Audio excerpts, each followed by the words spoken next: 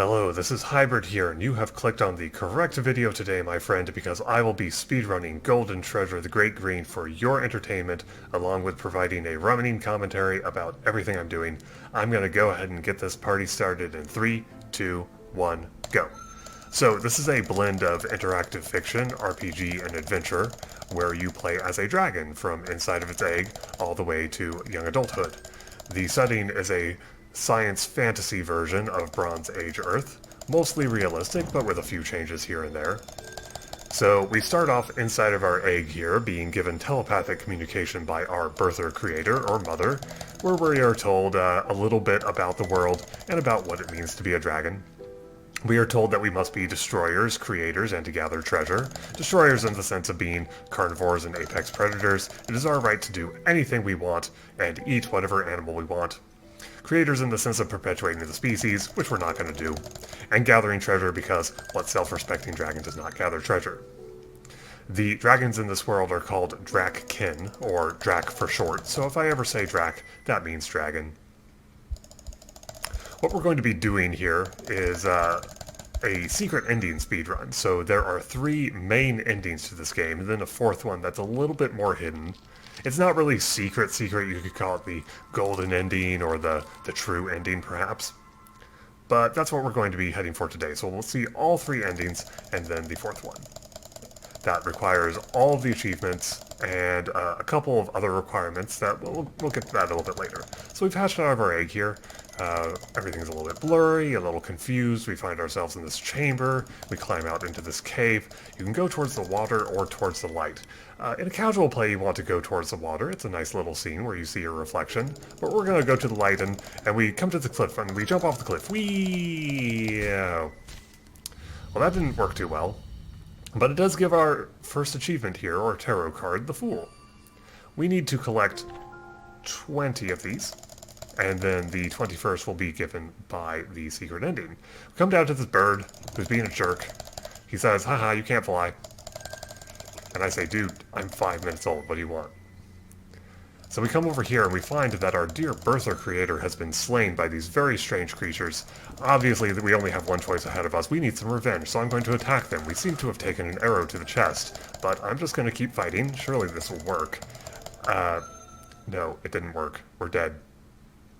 Well, this is a sort of roguelite game. You have one save game file, but you have 3 lives, so it just sends us back a little bit with our next life. So we come over here and find that our dear birther creator has been slain by these very strange creatures. Obviously, we only have one choice. We need some revenge, so I'm going to attack them. We seem to have taken an arrow to the chest, but I'm just going to keep fighting. Surely this will work. No, we're dead again. This is a little concerning. So early in the speedrun, too. We are running out of lives very rapidly here. Okay, well, let's try this again. Last life. So we come to our dear birther creator, who has been slain by these very strange creatures. Obviously, we need some revenge. We seem to have taken an arrow to the chest. These arrows are very overpowered. Seems that we're dead again. Obviously, I'm doing this on purpose. You do get an achievement for dying, as it turns out. If you don't like that, blame the creator of this game, who apparently wants baby dragons to die. I'm kidding, I'm kidding. Death is just part of life. You cannot have one without the other. And in fact, death is not a failure, but only an ending, and all endings are beginnings in disguise. So we're starting a new game here. That just sends us back a little bit to hatching out of our egg. We need 15 fire, 13 water, and then the rest into earth. Nobody cares about air. Air is a joke. So we're hatching out of our egg again. You might remember this from approximately 3 minutes ago. It's going to be our first minutes of life. Everything's a little blurry, a little confused. But we're going to live a little bit longer this time. So we find ourselves in this chamber, and we climb out of this chamber. And then we're at the cave. You can go to the water or to the light. We're going to go to the light again. And we come to this cliff. We're not going to jump off the cliff this time, because it does take a little bit longer, and I also need the stats, the earth and water that you get for climbing down the cliff. That's going to be more useful to me. Come down to this jerk bird. He's like, haha, you climbed down a cliff. I'm like, dude, I just cannot win with you, can I? Lousy birds. Who needs them? So we come over here to our Bertha creator, but we got the jerk bird to divulge a secret about a hidden treasure over here. So if we draw closer and then examine the body more closely, we find this treasure, the crystal fang, which will come in handy very much a little bit later. It is a memory crystal that gives us a quite large amount of stats, and for a speedrun you need every stat point you can get. So we take refuge in this cave, it starts to rain, we're a little bummed out, it's like our first day of life and already one of our parents is dead. If you know anything about RPGs, you know that the protagonist is always orphaned as soon as possible. We're told a little bit about the stats. They represent the sort of typical stats in RPGs, fire, water, earth, and air, representing strength, empathy, durability, and speed. Speed of both mind and body is what is represented by air. We go outside and we look at the stars and sing a song to fire, because I do need the fire stats that it gives you, and then you have some bad dreams that you do not see. Unfortunately, a speedrun misses out on a number of animations. This was the request to do the combat tutorial or not. We definitely want to skip that, because otherwise it takes about 5 minutes. We go out to investigate something strange, and we find the Paragon of Wisdom, Darktooth, who tells us a little bit more about what it means to be a dragon, and he also tells us that we need to go claim the Spirit Wood, the sort of heart and soul of the forest, as our territory.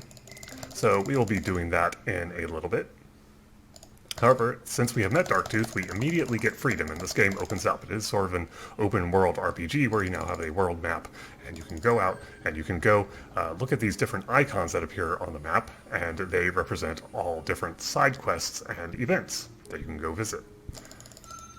Now, our first order of business is that our energy is pretty low. Your energy is a sort of chain or double helix at the bottom of the screen, and when it runs out, you starve to death and die. So we need to take care of that quite urgently. So here's a scene where some children are playing, having a good time, happy children, and we ambush one of them and eat them alive and steal his necklace. Because dragon. You are not a hero in this game, you are a dragon. You can be heroic if you want, but still dragon. Then we come over here to where some people are mining some clay out of the side of a hill. So first thing we do is we talk to this ox over here to know that it exists, and then we set fire to the hillside as a distraction, and then we tell the ox to make a further distraction for us while we steal their special treasure, the shake stick, which is able to mine precious stones out of ordinary rock. We are not going to use it for that purpose, but it is very useful to us nonetheless. Next thing we're doing is we're going over to this stream where there's some shiny stones, and we are going to collect some of these shiny stones. Your currency in this game is shiny things, which are not very useful on their own, but they sort of represent cold, hard cash for dragons. So you can use them for their trade value. And we need that because we're going to go over to talk to Darktooth again. And we're going to say certain things to Darktooth in a certain order. So the first thing we say is, I found an interesting object, the shake stick, so that he identifies it for us. And then we ask him to trade. And he says, trade, dude, you're 5 days old. Do you think you have something to trade with me? And I say, yeah, this shake stick that you've just identified. And he gives us 100 shiny things for that. So we can ask him about these topics, that a Darktooth is a great fountain of lore and backstory in this game. However, for speedrun purposes, all of these things that we ask about can give us stat boosts, and they are very fast stat boosts, so that's pretty good for us. And then we get him to identify the crystal fang, and then we leave. So we just gained a lot of stats and a lot of money, and we identified the crystal fang. Next we're going to go talk to this water spirit over here, because it's under this fog, but this water spirit will give us points to our water mastery, as well as a special treasure that we will need in just a short amount of time. Because we need to reach water level 3 to unlock the pacify ability. So this water spirit over here asks us 3 riddles, and we need to get all 3 of them right. The first riddle that he asks is, I came up to an obstacle, what did I do? And we say you went around it, because water takes the path of least resistance. It always flows around things.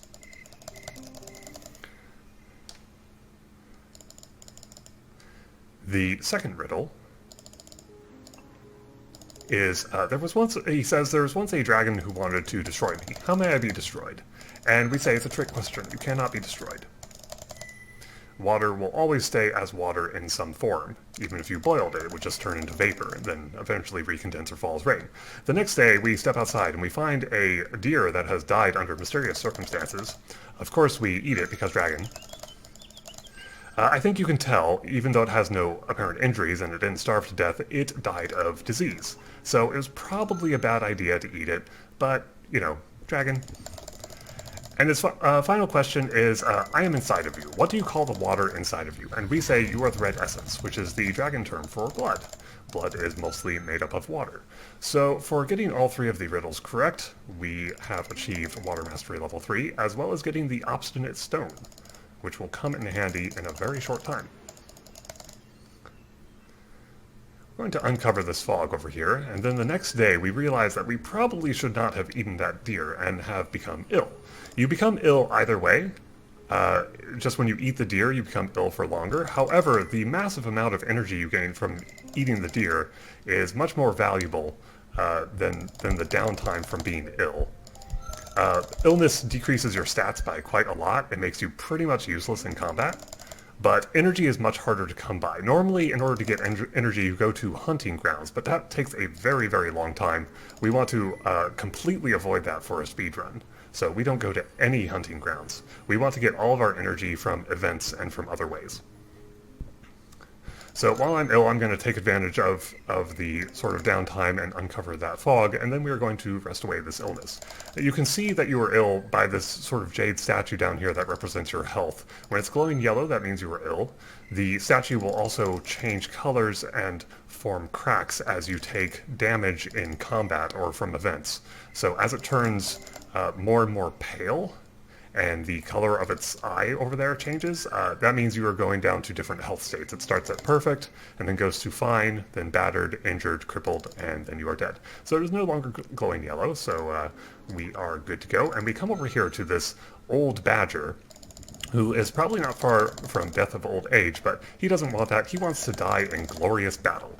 So he says, hey, dying in battle to a drac would be awesome. So we're going to fulfill the last item on his bucket list over here by using Pacify and then Power Strike 3 times.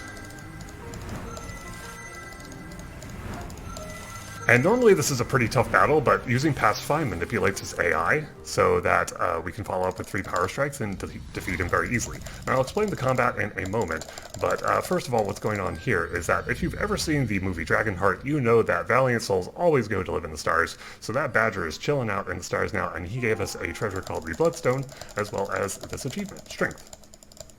Also it gives us complete badger mastery, and whenever you get mastery of an animal, you get a neat little poem, so that's nice.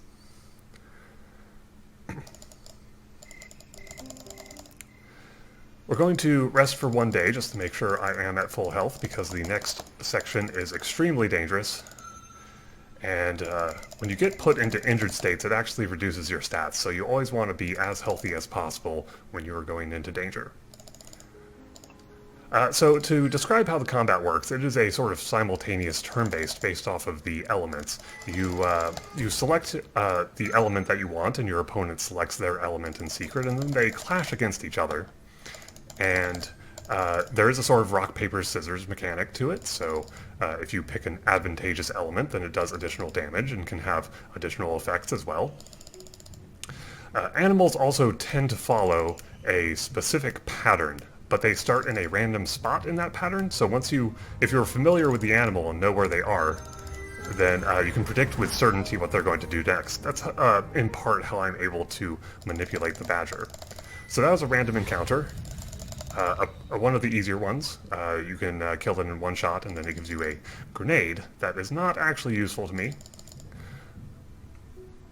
But I like that I did not get hurt. This is a pretty straightforward labyrinth. It has a lot of side paths that have money and other interesting things to look at. We are looking for the final room and the end boss. Okay, another rat with a grenade, no problem.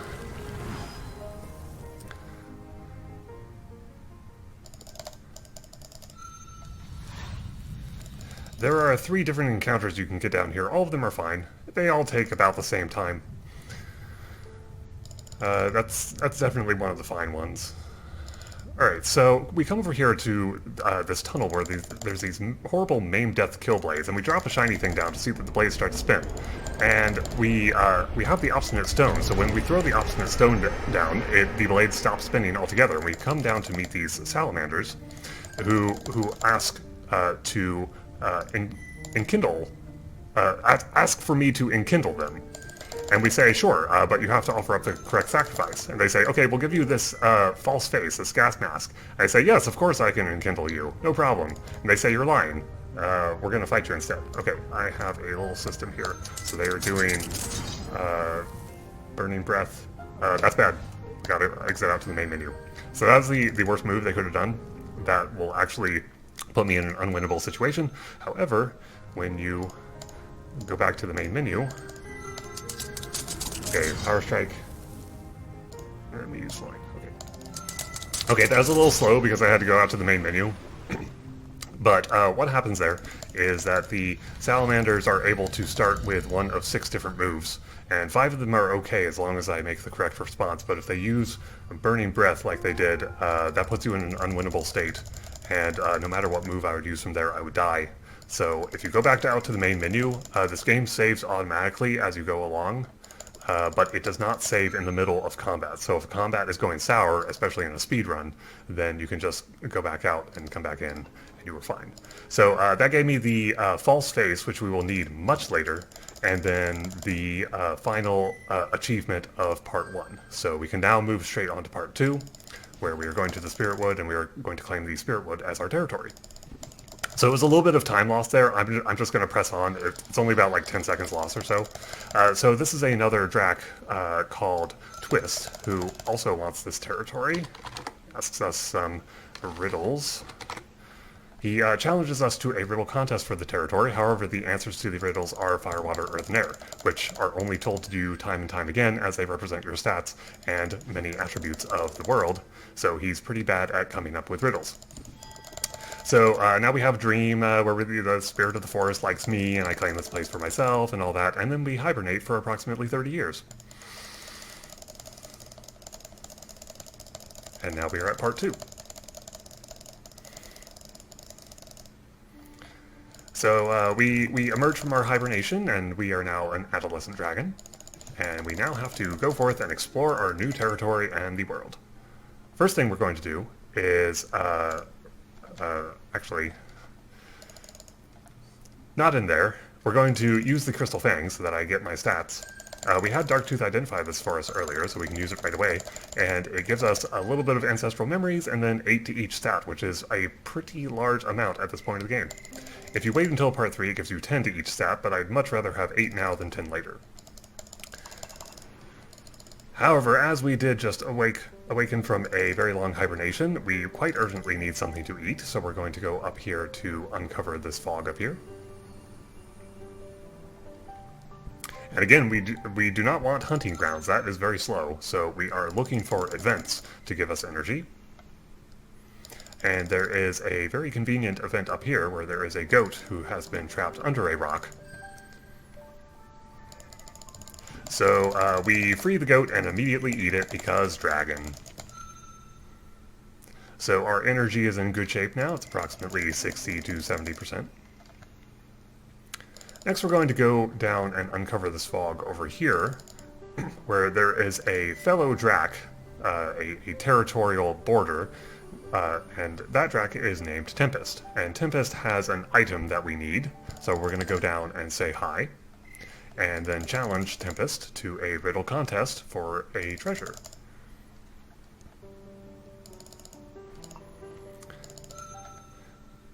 So here's the border, and we say hi. And Tempest comes down and says hi. And here we challenge for a prize of treasure, and the answer to this riddle, we have a riddle contest, and the answer to this riddle is dawn. And Tempest says, what? How could you get that correct? That riddle was impossible. And now we have the Bezoar, the Bezoar stone, which will come in handy a little bit later. And we find that some bats have invaded our cave. And in the any percent speedrun, we just want to eat the bats because dragon. But in the secret ending speedrun, we want to make friends with the bats. So that's what we do. So now we have bat friends. Next, we're going to uncover 3 pieces of fog in order to make use of some stamina, because we are a little bit later going to have our energy set directly to 100% in an instant. So we want to make most efficient use of our energy now as possible so that we don't starve to death and we don't have sort of wasted energy. Like if you had a 30% energy and just had it set to 100%, that's not very efficient. So we want it to go as low as possible without dying. So getting some of this out of the way here.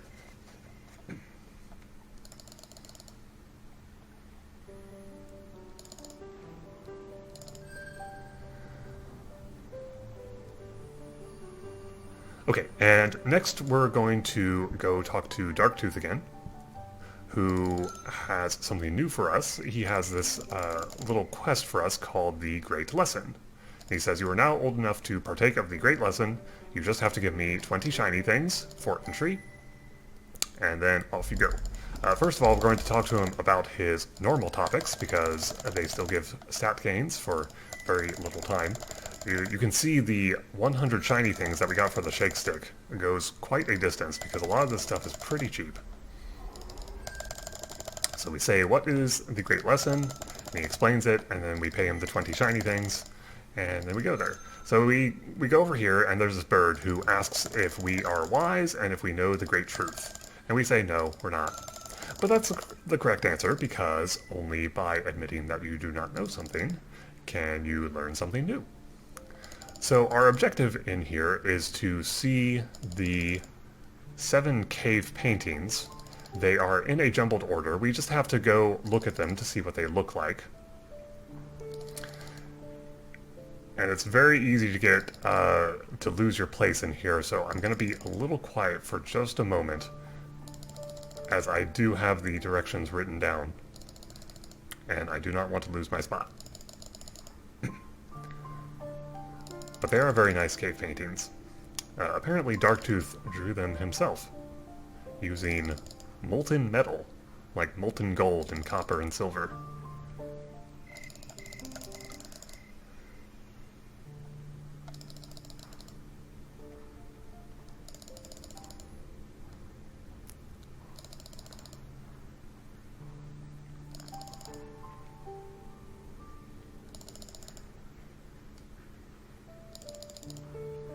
Okay, this is the last cave painting, so next we are going to come across some cave salamanders who want us to put the cave paintings in the correct order, and in doing so, recite the history of dragons. So it goes a little something like this.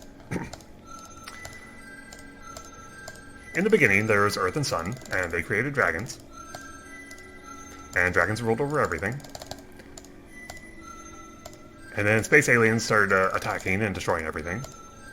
And dragons fought the space aliens, and the space aliens won. And the space aliens put down humanoids of various sizes, and then humans took over everything. Those pictures are in a random order, so sometimes for speedrun purposes it can go a little slow. Next we are going to come across these different schools of philosophy that are run by these different fish. So this first one is the School of Knowledge, where they are quite obsessed with numbers and facts. So they want me to solve a few math problems for them. One moment.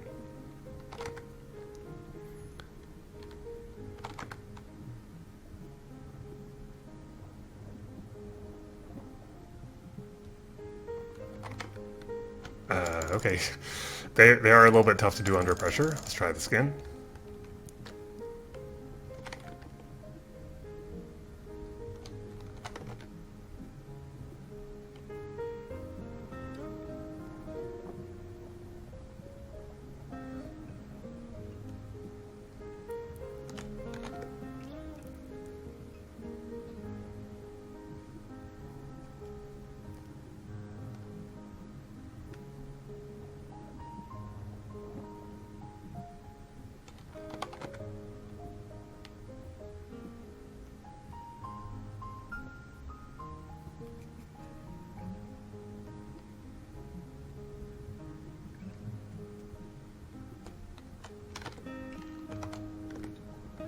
Okay, that was a really, really tough set. um, that went really, really slowly, but those were some devious questions. They kept dipping into negatives and stuff. Alright, well, we got through it nonetheless, even though it was a bit slow. So we need to ask for the blessing from each of these schools of philosophy, so we need to do what they want. And they wanted me to solve some math problems, but we have some others who have some different requirements. So this is the School of Wealth, where this octopus believes that sand is the answer to all of life's problems. And so we ask for his blessing, and he says, sure, no problem, just bring me a bunch of sand, and I'll be happy to give you my blessing. And we don't really want to cart around a bunch of sand, so we say, how about this? How about you give me your blessing, or I'll just kill you? And he says, okay, you can have my blessing. So that's that problem solved.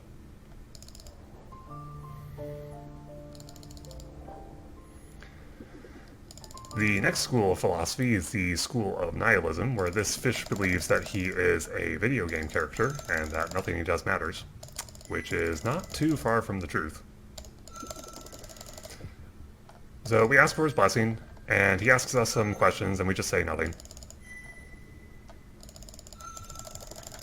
And that's the School of Nihilism. Pretty easy. Sometimes we're asked to solve a math problem as a random encounter. You can actually give any answer. It doesn't matter. That was 2 random encounters, which is a little unlucky. I'm not getting particularly good luck in this speedrun here, but we are going to press on. So this is the School of Faith, where they are a pretty nice bunch down here. So we can actually ask for some food. So there's 1 dose of food and 2 doses of food, and we are back up to 100% energy. So for their blessing, they ask some questions. We cannot approach the surface. That is the second law. You cannot eat this color. You must share things if you have a surplus, and you gotta have faith. And that's the School of Faith. So that is all 4 schools of philosophy. So next we are going to meet this giant manta ray who is going to ask us if we want to follow any one of these singular philosophies forever. And we don't want to do that. So we just say no to each of them and give the first answer. The different reasons for not following the philosophies gives different stat gains, but the first one, the first answer appears fastest, and the stat gains it gives are fine.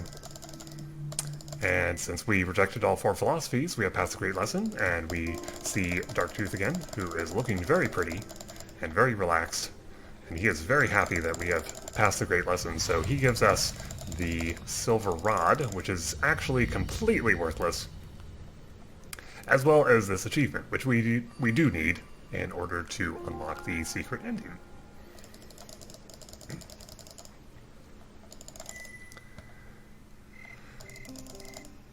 Okay, now we are back out on the world map, so the next place we are going to go is to these wolves who are having a feast.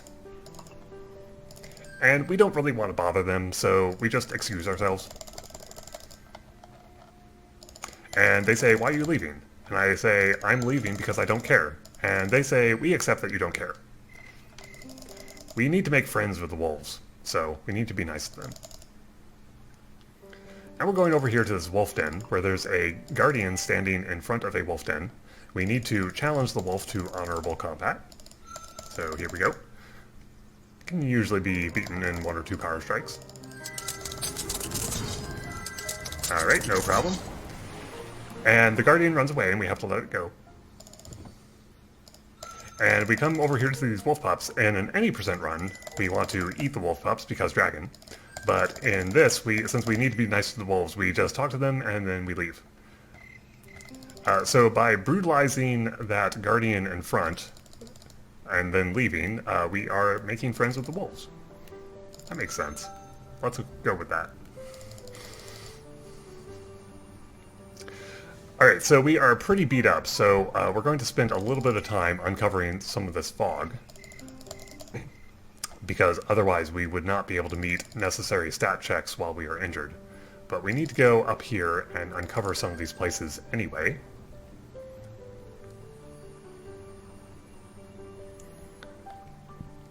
We're going to visit this little fire icon in a little bit.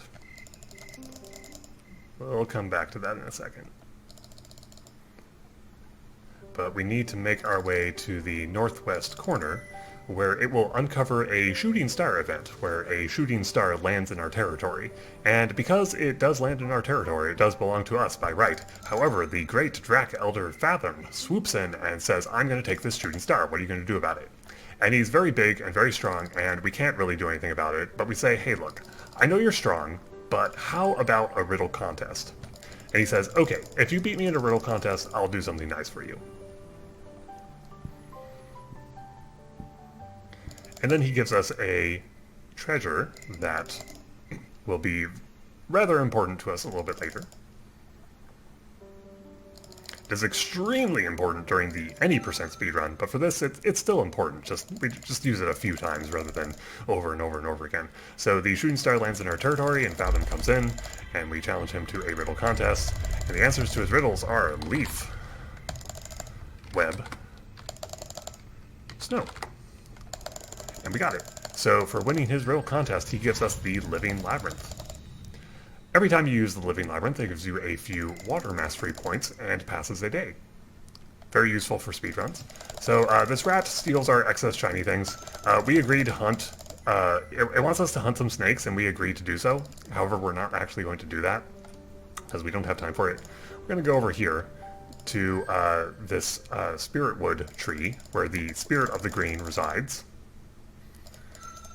And it's going to have 4 stat checks for us. So the first check is to follow the white rabbit, as you do, if you've ever seen The Matrix. There is an animal over here that we would like to pursue and eat, but we have the mental fortitude to ignore it. There is a large stone here that we use our great strength to toss aside. And then this jackalope asks us a riddle. It is not a riddle that I select or type in, it is simply an air stat check.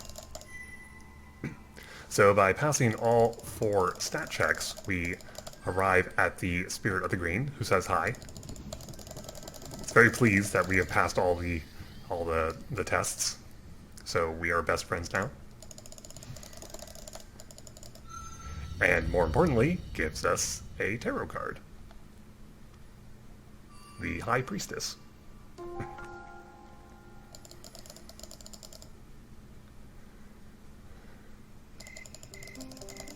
Okay, next we will visit that fire icon that I had pointed out earlier. The fire icon represents a true dream, or a premonition of the future, or a possible future that we would like to prevent. So it comes to us in a metaphor where we see this sleeping dragon who awakens and then battles against this deer in the sky. And this represents a forest fire that will happen in the future, and only deer are able to prevent forest fires, but for some reason they are not arriving in the spirit wood as they should. And we are going to find out why. There is this saber-toothed tiger spirit who has possessed this guy, and he's looking pretty scary. He's kind of angry about things in general, and he's running around and he's killing deer and just generally causing trouble. So we can fight it head-on, which is a horrible idea because it'll probably just kill us. Or go talk to the Spirit of the Green for a little while, and that helps us defeat this thing, and then we select one of the colored options, and then we eat him because dragon, and then he's gone, and that's the problem solved. And then the deer come back, but they don't know if they like me or not, so what we have to do is we have to treat them as sovereigns, and get on our hands and knees, or the dragon equivalent, and beg them to please, please, please come and protect the forest from fire. Because dragons are pretty good at starting fires with their fire breath, but only deer can prevent forest fires. So for bringing the deer back to the spirit wood, we get a tarot card, the Empress. Okay, the next thing we are going to do is go to the Space Elves. So there's some Space Elves over here. And we have to approach them and then let them touch me. I assume in the way like they do in How to Train Your Dragon, with the whole thing with like Hiccup reaching out his arm and looking away, and then I slowly, put my nose into their hand. That's how I imagine it, at least. So I'm letting them know that I am intelligent and peaceful. So there's another Space Elf event over here where some Space Elves are posing as trees. So we examine the trees and then breathe fire on the trees because dragon. And it uncovers this logic test where we select left, left, right, right, left, left, right, left, middle. And for passing the logic test, we get the silver fruit, which is actually a pretty useless item, but we needed to do this so that the space elves know that we exist and that we are friendly. First of all, we're going to meet Flare, who is a Drac invader who would like to conquer my territory, but Flare can be easily driven away by burning down a tree, because dragon. So Flare just runs for the hills. My tree burning power is much more powerful than his. We're going to rest for a day, and then the next event that will pop up is a Space Elf Dragon comes over and wants to do a certain something with me that I'm not going to get into, but we say, I need to know what you really are. And it reveals that it's actually a hologram for space aliens. And so we say, okay, well, you can do what you want, but I need information on animals. So it gives us 50% information on each animal. You can see all these icons flying over, which is important because we need 50% mastery of wolves in order to make friends with the wolves. So not only does this give us an achievement, which we need for the secret ending, but it is also the most convenient way to get 50% wolf mastery. And we are going to go to the final wolf event now, where a lone wolf is striking out on its own to form its own pack, and we say, that's nice, and leave. And that's the lone wolf event. And next the wolves come over and say, it's really weird what you're doing, you keep coming close and then leaving. We don't understand. And I say, I just love wolves, let's be friends. And they say, okay, we can be friends, but we have to fight first. I don't know what they're expecting. We beat the wolf earlier by just using Power Strike twice, so that was just a carbon copy repeat. So now dragons and wolves are friends. And more importantly, another achievement. Also, we get the wolves as a treasure, is what I meant to say. So here's the achievement, and earlier we got the wolves as a treasure, which is actually going to come in handy a little bit later with our next Drac Invader that we are going to face.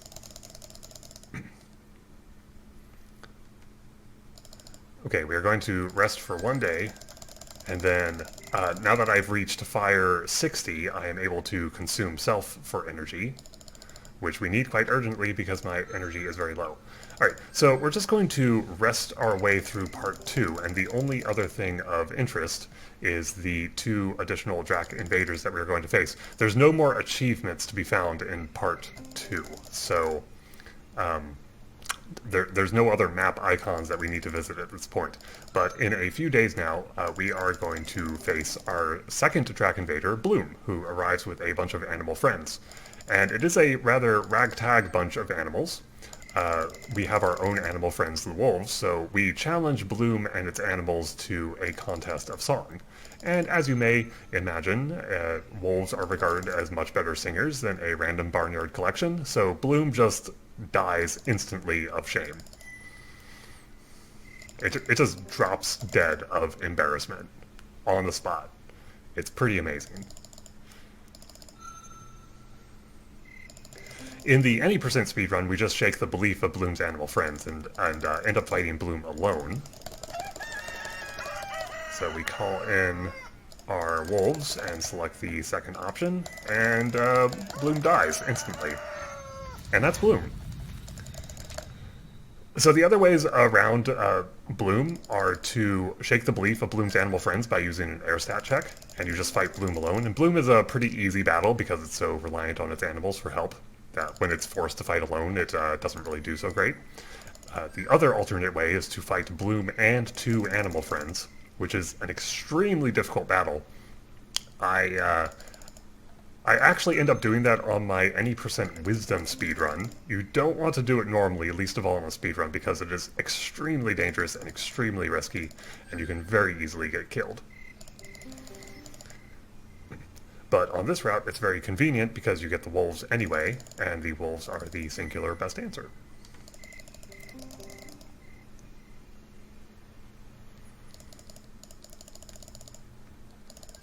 The next Drac invader that is coming up is named Whisper. It's an albino and kind of weird, kind of a sneaky type, kind of wants to mess with your head, kind of sneak around, skulk in the shadows.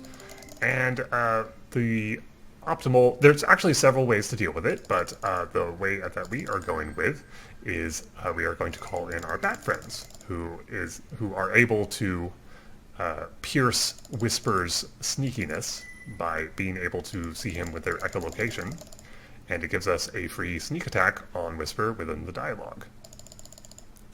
And with a single sneak attack, we can instantly drive away Whisper. So here's Whisper, and we call in our bat friends.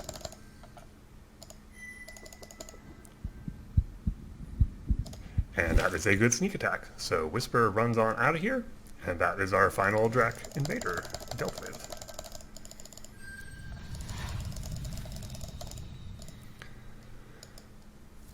So from that is about the halfway point of this speedrun. So we are now proceeding on to part 3, and every time we complete an ending, we're going to restart at part 3. So we are not going to visit part 1 or part 2 again at this point. And for the first ending, we're going to do the wisdom ending first. Really, we're just going to rest all the way there because we've already met all of the requirements. By completing Darktooth's great lesson, it sort of gives you a free ride into the wisdom ending.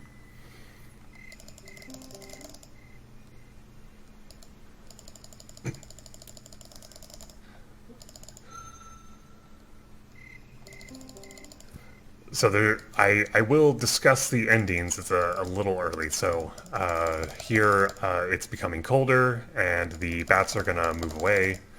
And the wolves are going to stick around, but they're a little sad that we're going to hibernate again for about 30 years.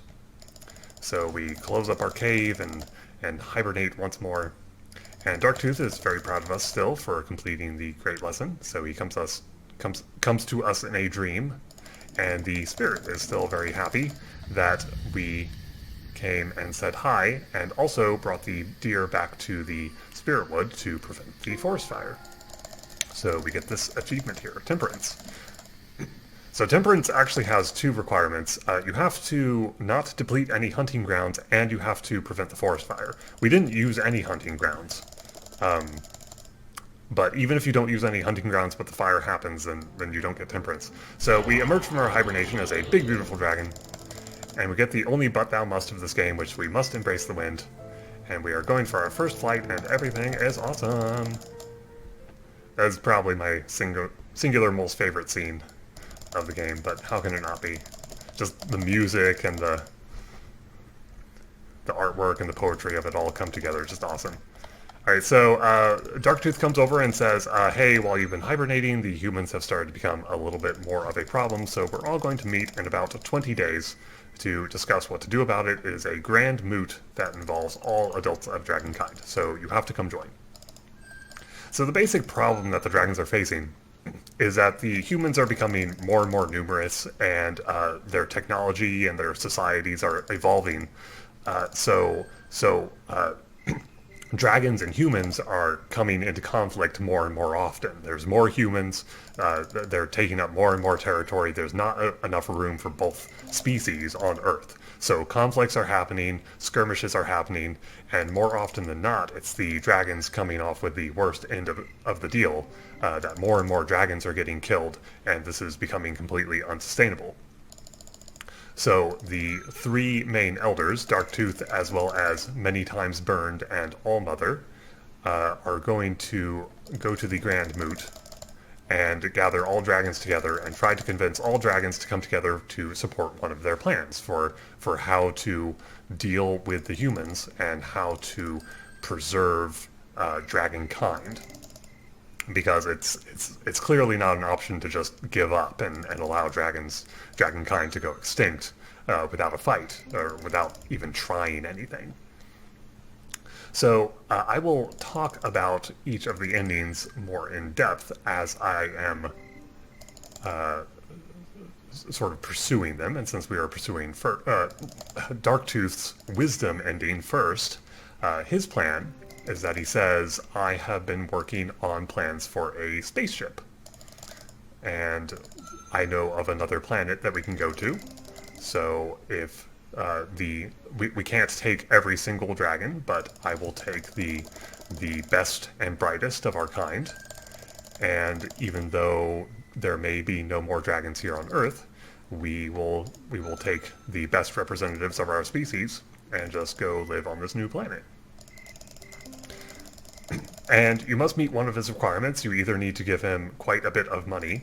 Oh, by the way, let's talk about this first. The silver fruit reveals its true nature, that the aliens have now abducted me and show me some very realistic pictures. So here's a very realistic deer, and a very realistic human, and a very realistic dragon.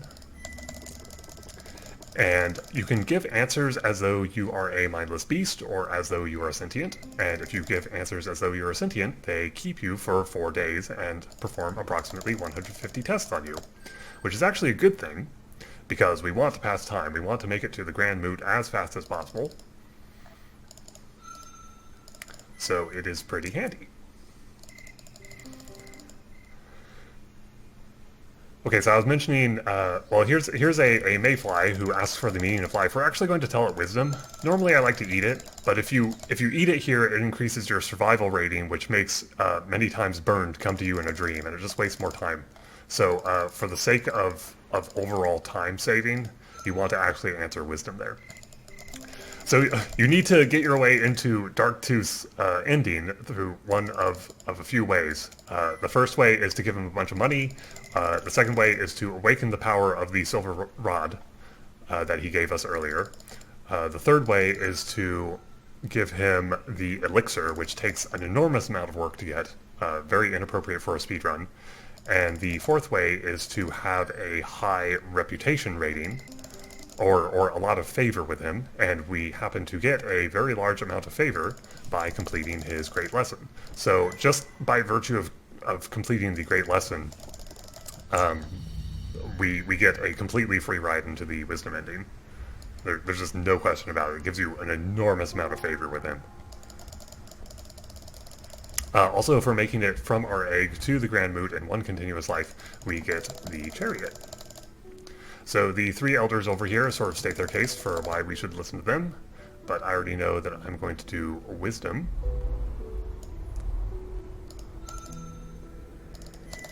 And the one in the middle, Darktooth, does not like that.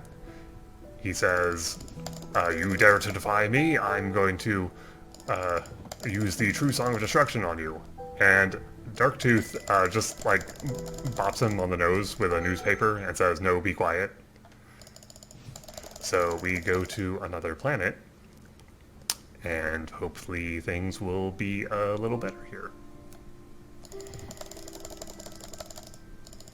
And that is the wisdom ending.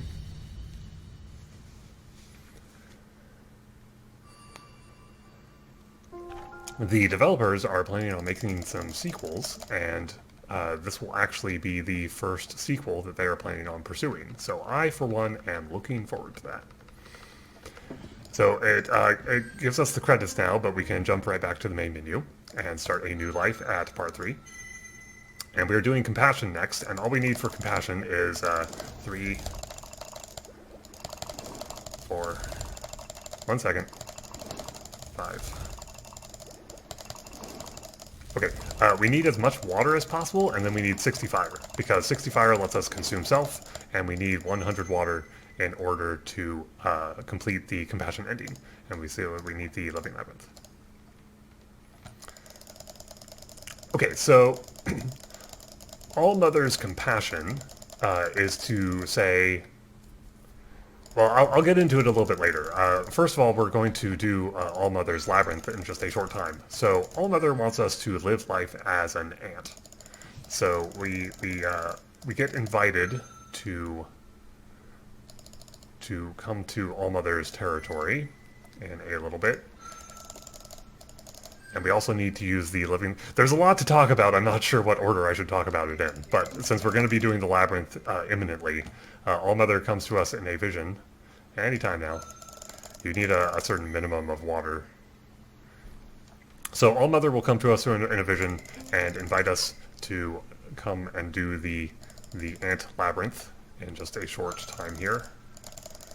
I imagine that the living labyrinth is like a telephone, so your character is like, so how does this thing work? And then all of a sudden it starts ringing like a telephone, and of course when a telephone rings, you put it up to your ear and say, hello? And Fathom is on the other end and says, hey kid, want to talk about water? So that was Allmother, and this is Writhing Question. He is quite the silver fox. And we are going to live a little bit of ant life here, while Writhing Question talks a little bit about Allmother's philosophy. I will try to talk about as much as I can. There's a lot of information to share. So now we are living a little bit of ant life.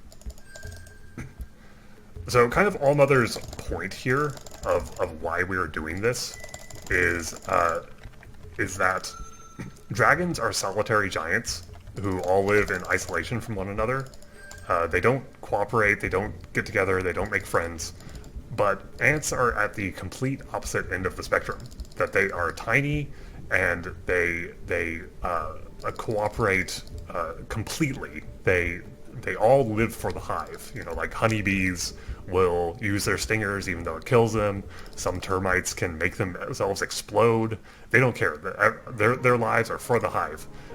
Feastlings are really bad, but Flowing Strike usually gets me through it.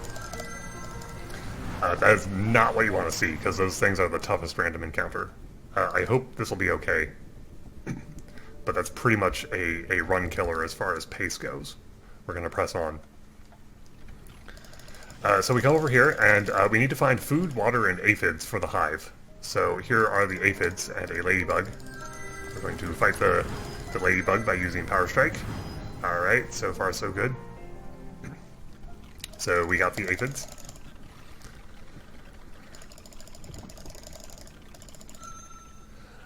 So we've spent quite a bit of time living life as a dragon, and now we're seeing the other end of things, of what it's like to be tiny and altruistic and dependent.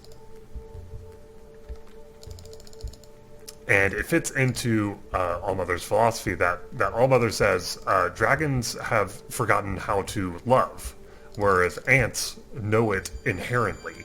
They all have love for each other. They have love for their family, for their hive. And that will be what saves this world. So we come over here to this mysterious pit, and we throw in one of our own legs, and find that it is a death pit, or a antlion, as we would know it. So we fight the death pit head-on with some ant friends. Okay, no problem. The alternate way to deal with the death pit is to throw in a poison berry. And Writhing Question talks a little bit more about this story. In summary, Allmother met this fox and this rabbit, and the fox wanted to eat the rabbit, and the rabbit wanted to live. So Allmother ends up taking a bite out of herself and feeding it to the fox, and saying, although I'm sacrificing a part of myself, I want to preserve all life, because I see all life as being equal, I see all life as being part of myself. This game just hates me today. Hard math questions, 2 feastlings. Alright, we're gonna be fine. I'm not gonna let this stop me. But this is like the worst luck I've ever had. And this game does not have a huge amount of RNG on a speedrun. Alright, so we come to this dead jerkbird being guarded by a praying mantis. So we gather a lot of friends, please, and use Power Strike to hopefully kill this praying mantis. Okay, we beat it. Everything is alright.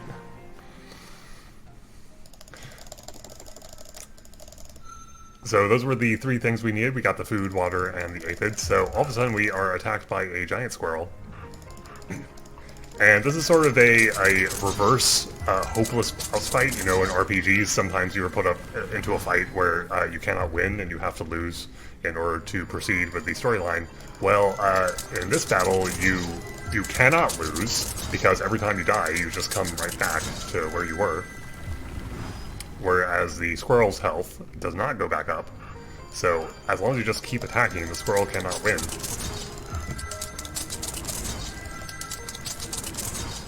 Is that 3 deaths, or did I win? Okay, I just barely won. I had gone into that first iteration injured. With best possible luck, you can win with only 1 death. So we finally meet Allmother, and Allmother talks about her philosophy that she values all life. She sees all life as being equal. And so that means that she values the humans just as much as she values any other animal, including dragons. So whereas many times Burned feels quite differently, Allmother sort of has a certain empathy for the humans, and says they like the ants in a certain way, love each other. They form into villages and clans, and they that sort of attitude is the future. Not like our attitude, not like dragon attitude, where we are all solitary, we are all rivals, we are all suspicious of each other. The future is love, like the ants, like the humans, and so I cannot kill the humans like many times Burn wants to do, and I also will not abandon Earth like Darktooth wants to do. There is a third way that can only be the only way in line with my feelings of empathy and my feelings of compassion. That is kind of the high-level summary of it. I'm probably missing something. It is a little bit difficult to explain the entire nuance of what Allmother says, because it's pretty complex. But the basic idea that Allmother says is, well, we can still be dragons, because what does it matter what we look like? We are dragons in mind, we are dragons in soul. So here's what I propose. Let's willingly sacrifice ourselves, willingly sacrifice our bodies, and merge our souls with humanity, and guide them to the path of compassion and love. That is what I believe, because I do not want to kill anything. And many times Byrne just thinks that's outright insane. And Darktooth is not completely against it, per se, but he says that what Allmother is proposing has been tested in the past and is impossible for anyone who is not pretty much just a total paragon of compassion and water mastery and so on. And sort of hinting at the difficulty of a stat check that is upcoming, that you must make the stat check or die. You must have either 100 water mastery points, or a high number of compassion points, or a high amount of human knowledge. And for a speedrun, the only possible choice is to get 100 water mastery points. The other two would take way too long. And in the any percent compassion run, you actually sort of underflow the favor with Allmother. If you have little favor with Allmother, then she prevents you from taking the compassion ending. But if you can get your favor to -2, then you can bypass that. However, because we did the labyrinth and passed Allmother's test, we end up having high favor with Allmother. So that's kind of a moot point. No pun intended. So we take the compassion path. Yes. And many times Byrne doesn't like that and orders us executed on the spot. So we die. But our soul is okay. So we do this water check. And now we are humans in the modern world. And that is the compassion ending.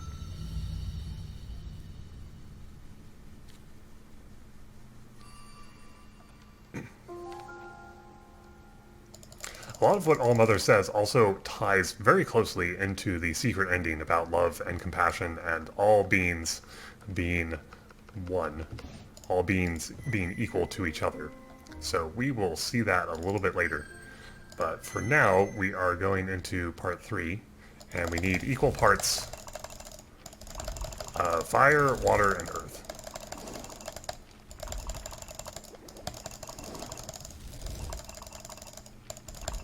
Because we are going to do the survival ending, along with the trial of Many Times Burned. We still do not care about air. Air is a joke. Air might be the biggest joke of this game. Actually, I'm joking. It's just, there are not exactly a very large number of air checks. Let's see, we need the bloodstone, and that's all. Okay, just the bloodstone. But for most normal gameplay and for secret ending speedrun, you do not need air. For the any percent speedruns, air is actually pretty important because of the air check to shake the belief of Bloom's animal friends. That's the main use for it. But since you're getting the wolves, it doesn't matter. So the first thing we're going to do is we're going to lucid dream, which we have not seen before. But what you can do is you can boost one of your stats for a couple of days. So when you lucid dream Earth, it will boost my Earth stat and makes me quite a bit more durable. And Many Times Burned invites me to his trial. And then next we go over here and use the Bloodstone. And the Bloodstone has the effect of massively boosting my fire stat, as well as giving a bonus to a flat bonus to the damage that I deal. So I end up being incredibly durable and doing an incredibly high amount of damage, which is very important when you are going into a trial based entirely on combat. So this is not a labyrinth as such, but rather just a gauntlet of combats. So our first opponent is a snake who would like to be a dragon. I don't think he's going to achieve his wish, because actually half of his combat moves are bugged and don't do anything. So we have to beat each of them twice. So here is our second battle against the snake. And we just use Power Strike against everything. Power Strike beats everything. And then after you beat each opponent twice, you eat them because dragon. So we eat the snake because dragon. And our next opponent is this pair of jerk birds. I think it's kind of unfair. It's like a 2-on-1. I don't see how this is fair for them, because I still beat them in one. I still one-shot them. So we have to fight again. Let's see.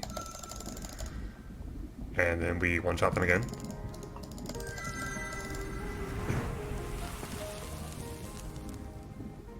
And then we eat them because dragon.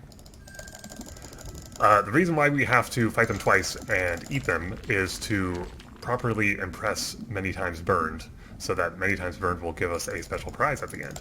This bear is named Agony, and we just use Power Strike and one-shot it. Agony doesn't actually do anything because it always opens with Intimidate, which is a completely useless move. It is probably the worst move in the game. Intimidate. It doesn't do anything. Alright, and then we eat him because dragon.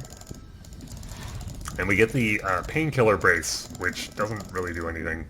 It supposedly makes you stronger at the cost of some pain. I'm still trying to figure that one out. And then we meet this Neanderthal guy named Last. He is the last of his kind. The space aliens put them down on Earth, and then the humans had an uprising and killed all the Neanderthal guys.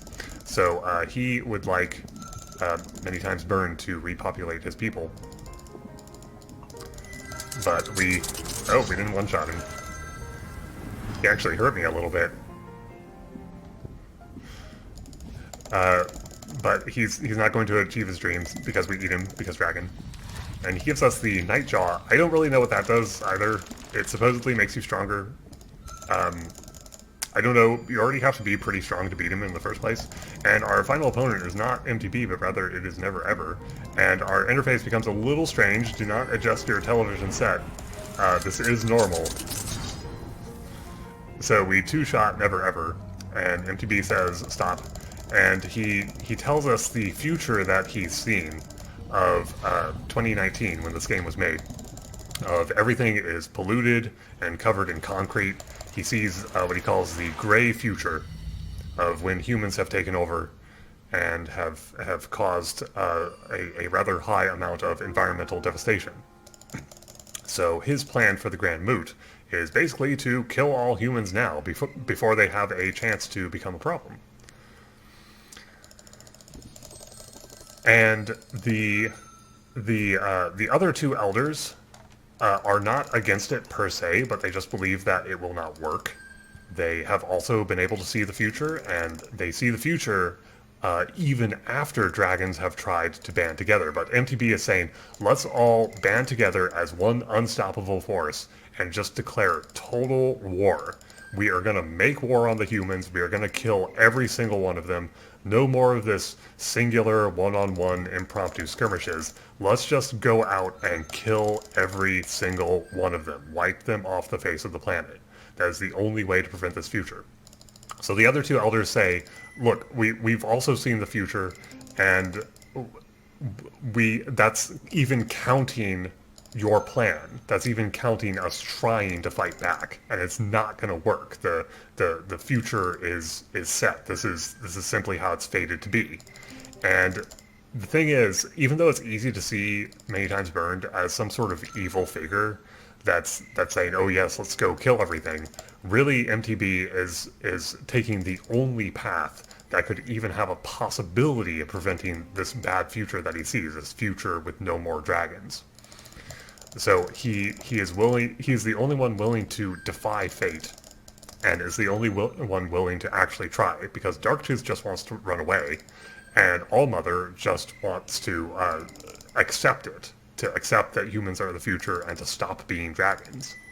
So all three of the elders kind of have a point, and all three of the elders kind of see each other as being a little bit crazy. The way I see it, MTB represents Darwinism, Allmother represents communism, and Darktooth represents moving to Canada. Or, as I put it in a certain comic, MTV says, our only choice is to declare a total war on the No-Tails and destroy them. And Allmother says, no, we must show compassion for others, even at the risk of our own lives. And Darktooth says, I just want to get away from these two lunatics.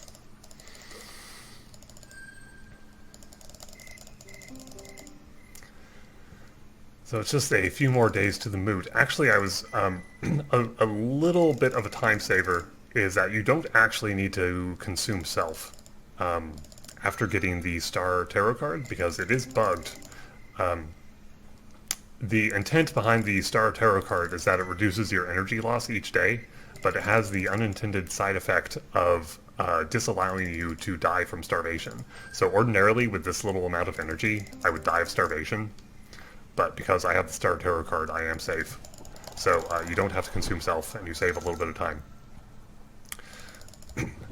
And also for appropriately impressing MTB, I got the Dark Spine, which we will see what it does in just a moment.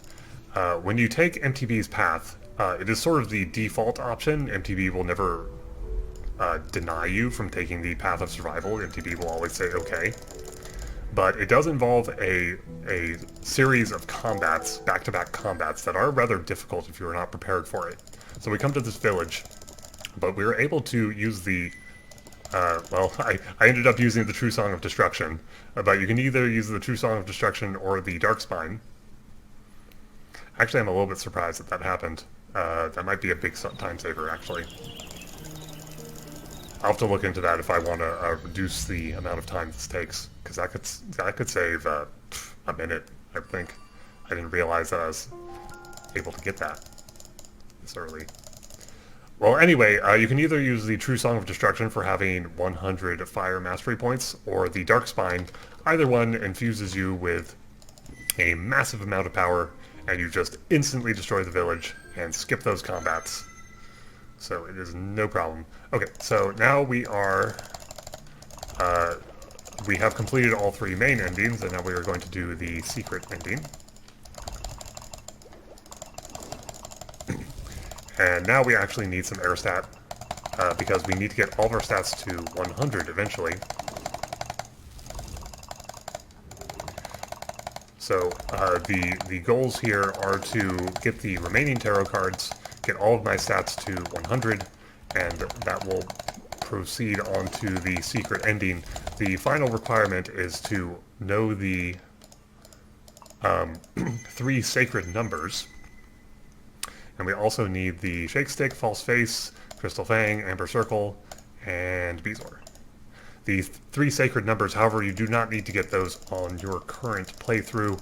As long as you have them memorized, you are okay.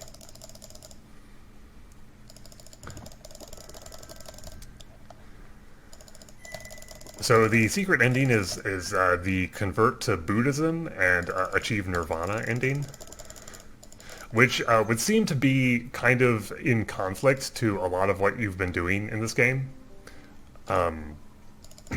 Where you've been running around doing whatever you want. You're an apex predator, you're a dragon, you can eat animals, you can kill the humans, you can do all this. But there's a lot of hints spread throughout that there's a little bit more to the world and a little bit more to the universe. A lot of what Allmother says is also in line with it. That Allmother's philosophy is that all life is sacred and worthwhile and just as valuable as any other. That ants and dragons and humans all have equal right to life because all creatures are stardust. All creatures come from the stars. And all are in fact part of the universe, part of the same thing. Okay, so the first things I'm knocking out here is I'm going to these events because I need to visit them. So over here we see some sheep who are allowing themselves to be enslaved by the humans because that's another theme of this game, freedom versus a kind of slavery here, that the sheep are a little bit afraid. They are not like dragons where we are going around, we're doing anything we want, anything is okay, but the sheep are a little bit more afraid, and they say, well, although the humans put us in cages and kind of do things we're unfamiliar with, they also protect us. So as dragons, we are not able to really understand that, but we go talk to them and learn a little bit more about the humans. And we go over to this burial scene and watch the burial. You can also like run in and start killing things and steal the treasure and all that, but we don't need to do that. Okay, the next thing we're going to do is we're going to go to Tempest's land. We saw Tempest earlier and got a Bezoar stone from him. So we announce publicly our challenge, and Tempest comes out of nowhere and tackles us in midair. So we use Power Strike. What else? I don't think any other moves really exist other than Power Strike. They made Power Strike too strong, really. So we fall into the water, and we have a little bit of an underwater battle, and disables your fire breath attacks, but not your fire attacks in general, so you can still just spam Power Strike. And so we sing a song of pure desire for the land, and Tempest realizes that we really, really want this land, and says, okay, you can have it. If you do not have enough air stat to sing a song of pure desire for the land, Tempest ends up using an ability on you that nearly kills you, and he tells you to surrender, and you can just say no, and Tempest says, you're nearly dead and you still won't surrender. You're crazy, I'm leaving. I think it's pretty amusing. By the way, these events that we've seen a few times are just the humans poaching from my forest and chopping down my trees, but you can just ignore them. It's not really a big deal. It depletes your hunting grounds, but we don't use hunting grounds, so it doesn't matter. The next thing we're doing is we're going to go conquer some territory from another dragon neighbor named Vantage, who is hiding underground and has set a number of traps for us. The first trap is that there's this skeleton that has this shiny stone, and we're going to take it, even though that's a bad idea. It's slightly faster, because if you say no, then you have to keep insisting no. And then we run into what are apparently some doors who say, we will give you a special treasure if you promise to kill Vantage. And we just say yes. Again, that's a bad idea, but if you say no, you have to keep insisting no, and it just takes a lot more time. We are speedrunning here. We have this maze where we just click the red text because Vantage is a red dragon, and some dead animals that are definitely not trapped. So Vantage says, ah ha ha, I tricked you, those stones that you got will explode in your hands. And it's a little bad. But we fight Vantage now, and just use Power Strike, because Power Strike still beats everything. Oh, I hope I don't die. Okay, I lived. Ordinarily, I don't take the first stone. That hurt me a little bit more than I was expecting. I did test it to make sure that it would be okay, but that was a little bit closer than I thought it would be. We're fine, everything's fine. So we beat Vantage, and Vantage says it feels a little bit bad that he used all these traps, even though dragons aren't supposed to use traps, and we won anyway. So he wants us to judge him, and you can say whether it was okay or not, and it's kind of a nice little choose your own adventure moment. So here is this Dwarven trading post. So we sell them the shake stick and the false face for a fairly enormous amount of money, which will come in handy quite imminently here.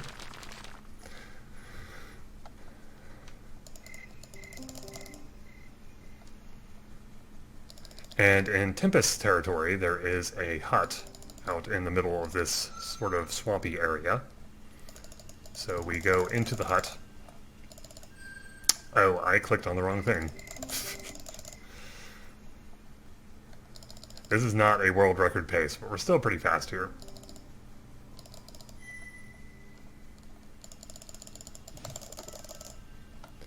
Okay, so we are going to look inside the hut where we see this cat and this bird up in the corner.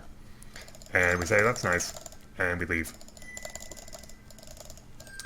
Well, the cat says that this is the residence of a man called the Artist, and we would like to meet this artist. So we come back here, and to make friends with the artist, we show it the Amber Circle, which you may recall a long, long time ago we procured by eating a innocent child alive and stealing its necklace. And the artist says that it's working on a special treasure, but it needs some special stones in order to complete its work. One of those stones is the Bezoar, which we were able to find earlier by winning a riddle contest with Tempest. We were not able to find the other two stones. They're just a little too far out of the way and take a little too long for a speedrun. However, the artist will accept 150 shiny things in the place of each missing stone. And as it happens, we got in excess of 300 shiny things for selling the shake stick and the false face to the dwarves.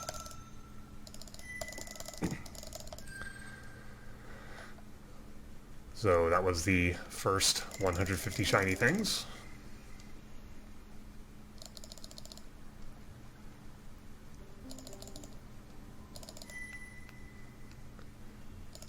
And this will be the second 150 shiny things. By the way, as you can see on the map, the hunting grounds have turned into red icons indicating that they are nearly depleted. We're pretty much the worst spirit keeper ever. We don't care for the land. We don't visit half of this stuff. Okay, the artist says he's almost done, but he would like to be friends with a dragon. So we go ahead and say yes.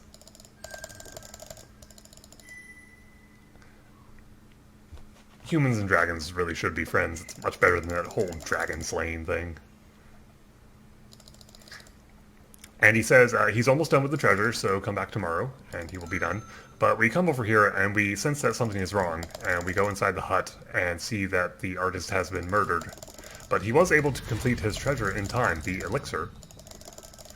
And we stay to honor him, which is not only a nice thing to do, but it is the only way to actually get this achievement. If you just leave him right there where he is, you do not end up getting this achievement, the Magician.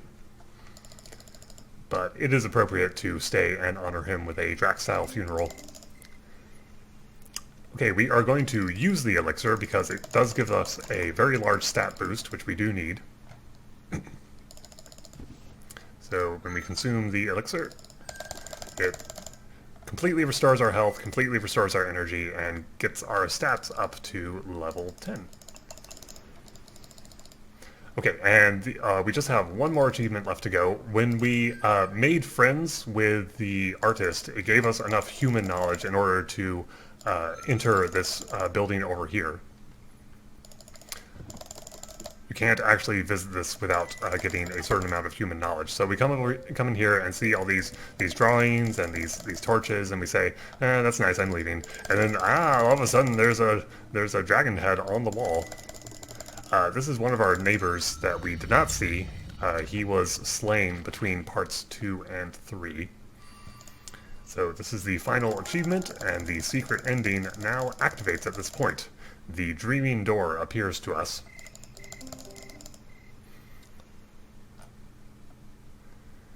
And I've actually written a Steam guide discussing in depth the meaning behind a lot of this and all the foreshadowing and stuff. So it's really difficult to explain all of it. It's a big guide. I go on and on and on for many pages. Again, the basic idea here is that you convert to Buddhism and achieve nirvana by recognizing that all beings are part of the same universe, are part of the same one song, as it is put. And by seeing all these different options, by seeing all these different endings and what the elders were saying and rejecting them, we say there's no such thing as dragons and humans and anything else. We are all part of the same universe. We are all made of stars, and we are all life, and all life is valuable. That's sort of the basic idea behind this. It's a rejection, in fact, of a lot of what you were first told at the very start of the game, that you're told by your birther creator about what it means to be a dragon, that dragons are apex predators, that you are special, that you are tough. This is a rejection of that. So this is the spirit of desire who says, bow to me and I will give you more and more and more forever.